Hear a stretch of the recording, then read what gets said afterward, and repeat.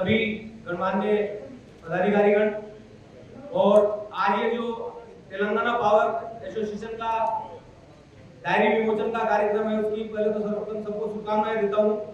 और आप सब लोग यहाँ भारतीय मजदूर संघ की विचार और रीति नीति के साथ यहाँ एकत्र आए हैं, इसके लिए आप सबको शुभकामनाएं देता हूँ।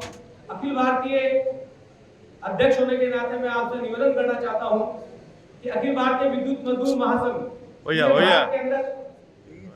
भारत के अंदर विद्युत के कर्मचारियों के लिए, उनकी मांगों के लिए, उनकी जॉब की सुरक्षा के लिए, उनकी सामाजिक सुरक्षा के लिए काम कर रहा है। अभी वर्तमान में जो 9 अक्टूबर को नया अमेंडमेंट बिल आया है 2025, उसके ऊपर भी अखिल भारतीय विद्युत मजदूर महासंघ ने अपनी आपत्तियां केंद्र सरकार को 13 नवंबर को जाकर मिलकर प्रस्तुत की है। इसके अंदर जो निजीकरण की आ रही है सीमाएं, उसका भी हमने पुरजोर विरोध किया है।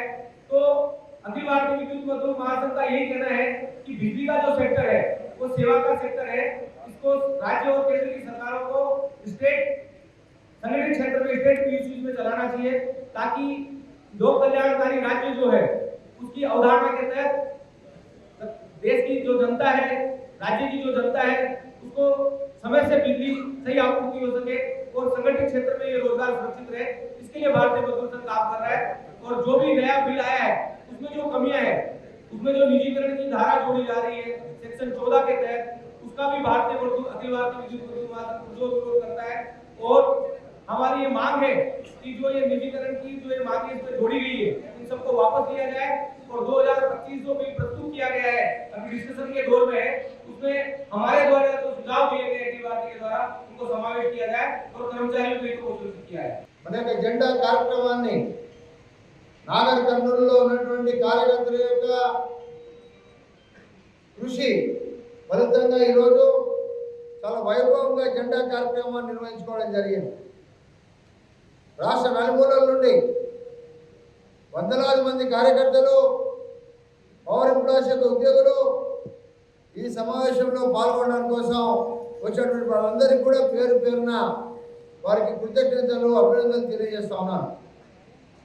మిత్రులారా, ఈరోజు మనం డైరీని కూడా ఈరోజు రిలీజ్ చేస్తూ ఉన్నాం.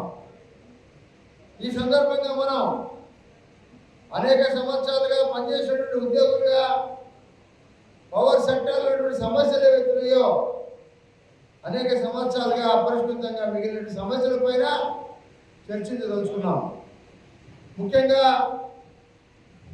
ఆర్టిజాన్ ఉద్యోగులు గతంలో అసెంబ్లీ సాక్షిగా చెప్పినటువంటి ప్రభుత్వం ఈ యొక్క పవర్ సెక్టర్లో పనిచేసేటువంటి కాంట్రాక్ట్ కార్మికులందరూ కూడా పర్మనెంట్ చేస్తారని ప్రభుత్వం ఆ రోజు అసెంబ్లీలో చెప్పినటువంటి విషయం మనందరూ కూడా తెలుసు. కాంట్రాక్ట్ ఉద్యోగుల్ని దాదాపు 23,000 మంది అనేటువంటి కార్మికులందరూ కూడా పర్మనెంట్ చేసింది ప్రభుత్వం. వాళ్ళ ఆర్టిజాన్ పేరు మీద ఒక ఒప్పందాన్ని కొన్ని కార్మిక సంఘాలతో చేసుకోవడం జరిగింది.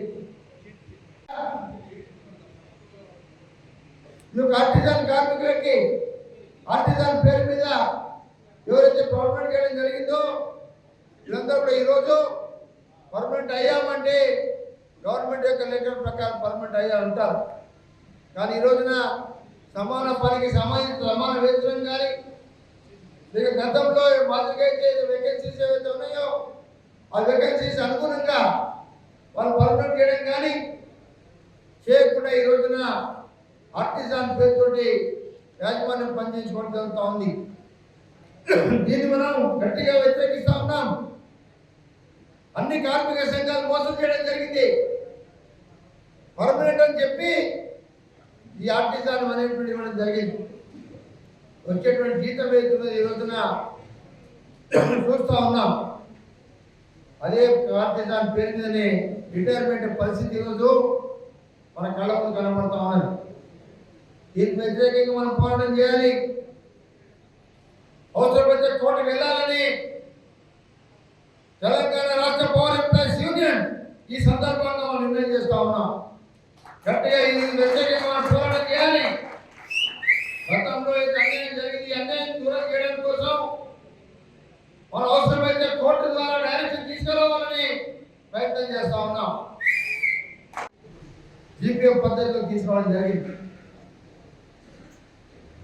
నూతన పెన్షన్ న్యూ పెన్షన్ స్కీమ్ ఏదో 2004 తర్వాత రాష్ట్ర ప్రభుత్వ ఉద్యోగులకి అమలైతే 2004 వరకు ఉన్న ముందున్నటువంటి వాళ్ళందరూ కూడా జీపీఎఫ్ పద్ధతి ఓల్డ్ పెన్షన్ స్కీమ్ కొనసాగడం జరిగింది.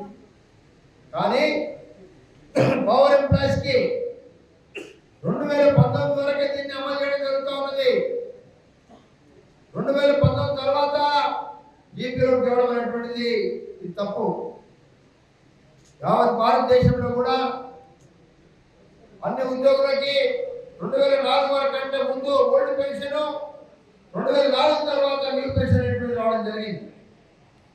కాబట్టి రాష్ట్ర ప్రభుత్వ ఉద్యోగులకు సమానంగా మనకు కూడా 2004 వరకే జీపీఎఫ్ పద్ధతి ఇవ్వాలని ఈ సందర్భంగా మనం ప్రభుత్వాన్ని డిమాండ్ చేస్తా ఉన్నాం. Local to global news at your finger tips. మీ చేతిలో ఒక ఆయుధం. Download raw TV app. Media legend Ravi Prakash is back.